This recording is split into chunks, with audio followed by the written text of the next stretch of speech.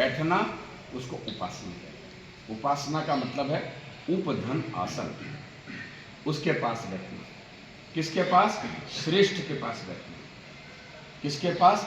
सद्गुणों के पास बैठना, आदर्शों के पास बैठना, सिद्धांतों के पास बैठना। ये भगवान है। इन सबको मिला दिया जाए, इन सब का समुच्चय कर दिया जाए, इकट्ठा कर लिया जाए, सिद्धांतों को, आदर्शों को, सद्गुणों को, तो उसे हम ईश्वर कहते हैं, उसे हम परमात्मा कहते हैं। श्रेष्ठ जनों के पास बैठने से हमारे भीतर श्रेष्ठता आती है। आदर्श और सद्गुणों वालों के पास बैठने से हमारे भीतर आदर्श और सद्गुणों का बीजारोपण होता है। जैसे कोई व्यक्ति चोर की संगत में जाता है तो मान करके चलना, वो धीमे धीमे उसकी वृत्ति प्रवृत्ति में चोरी करना आएगा और उसका नाम बदल जाएगा। क्या बोलेंगे उसको? चोट्टा है, चोट्टा बोलते हैं उसको। कोई शराबी की संगत में जाएगा, क्या बोलते हैं उसको? दारूडिया है। हाँ,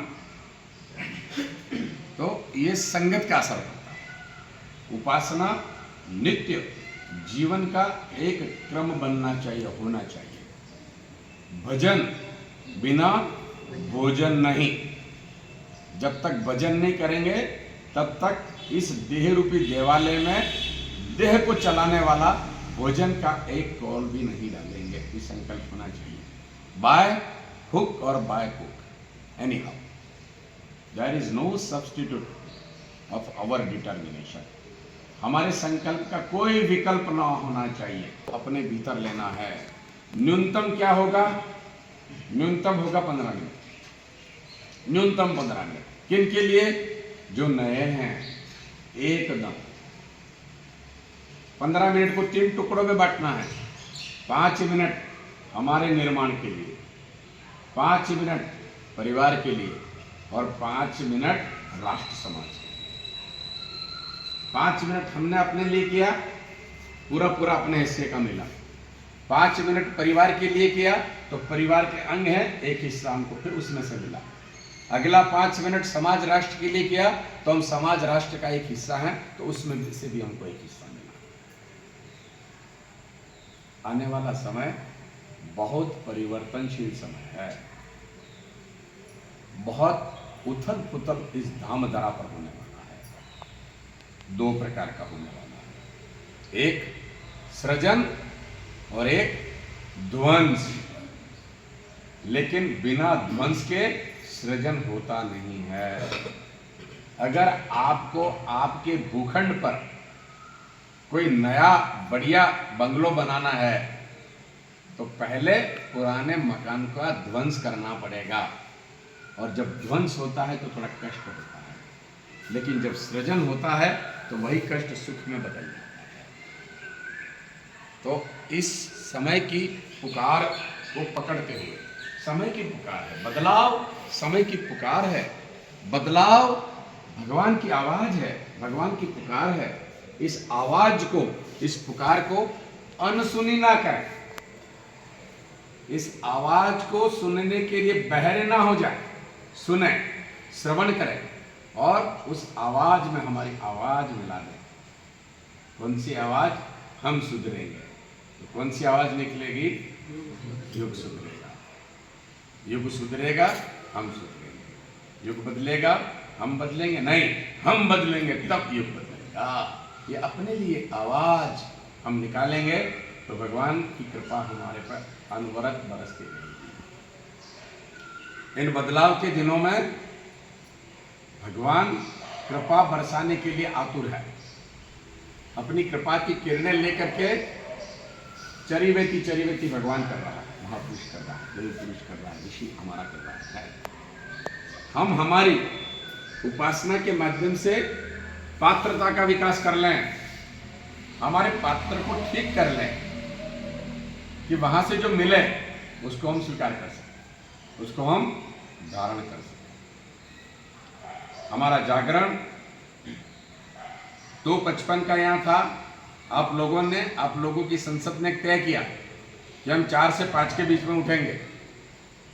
बस ये आपका संकल्प, हमारा नहीं।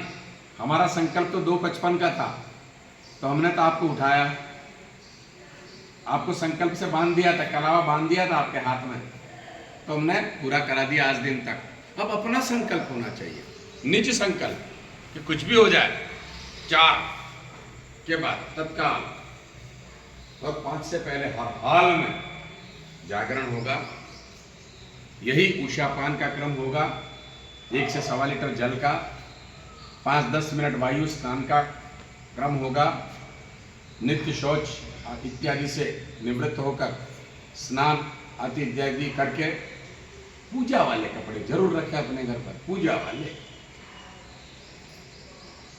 भगवान के पास भगवान का होकर के बैठना पड़ता है। शादी ब्याह में कहीं जाते हैं ना, रिसेप्शन वगैरह में, तो कितना सज धज के जाते हैं। तो हम हमारे प्रभु के पास जा रहे हैं, रोज जा रहे हैं, तो ऐसा सज धज के बैठे, बढ़िया। हमारे पूजा वाले कपड़े पहन करके इधर उधर ना जाए। आज मैं देख रहा था 4-5 आसन यहाँ पड़े हुए थे और ढेर पड़े हुए थे, एक के ऊपर एक। किसका आसन है पता ही नहीं। ऐसा ना करो, अपनी पूंजी है आसन, ये कपड़ा अपना पूंजी है। हम कपड़े को टच नहीं करने देंगे, हमारा पूजा का कपड़ा है सब। अगर इन चीजों को, इन वस्त्रों को, यह आभूषण है आपका, श्रृंगार है ये, अगर सुरक्षित रख करके काम करेंगे तो एक दिन इन कपड़ों में से भी उपासना की, परमात्मा की सुगंध आएगी। ऐसा करोगे तो आप देखोगे इधर अगरबत्ती नहीं जल रही, कहां से सुगंध आ रही है। और सतत यह अभ्यास चलेगा और आपकी उपासना गहराई में पहुंचेगी तो शरीर से भी सुगंध आएगी। जैसे मैंने 3-4 रोज पहले कहा था कि बाबा सर्वेश्वरानंद जी महाराज मनुष्यारी से, वासुकी से, गंगोत्री से चल करके जब टिहरी के क्षेत्र में आते हैं विचरण करने और वापस जाते हैं, तो उस क्षेत्र में अलौकिक अद्भुत सुगंधें फैलती है। तब वहां के लोग कहते हैं बाबा आए थे घूमने, उनको देखने। एक शरीर से इतनी सुगंध निकलती है, तो ये हमारा क्रम टूटना नहीं चाहिए। ऐसा ना कर दें कि अब तो 9 दिन आए थे, अब तो कल से हमारी दिनचर्या को वापस पकड़ लेना। ऐसा कदापि मत करना। आप आए नहीं थे, आपको भगवान की चेतना ने कैसे भी करके अनुकूल स्थिति, परिस्थिति, वातावरण बना करके आपको धकेल करके यहाँ पर भेज दिया था। ये मान के चलो, आपका और उस भगवान का किसी न किसी जन्म में, किसी न किसी युग में, किसी न किसी रूप में संबंध रहा है। बात ये अलग है कि हम 50 साल बाद उनसे वापस कनेक्ट हो रहे हैं। बात अलग है कि हम 10 साल में ही कनेक्ट हो रहे हैं, वो योगा योग की बात है। लेकिन कनेक्ट हुए हैं इस यज्ञ नारायण भगवान से, उस वेद माता गायत्री से, इस युग के युग पिता गुरु जी से, तो इसका संबंध है। बिना संबंध से ये होता नहीं है।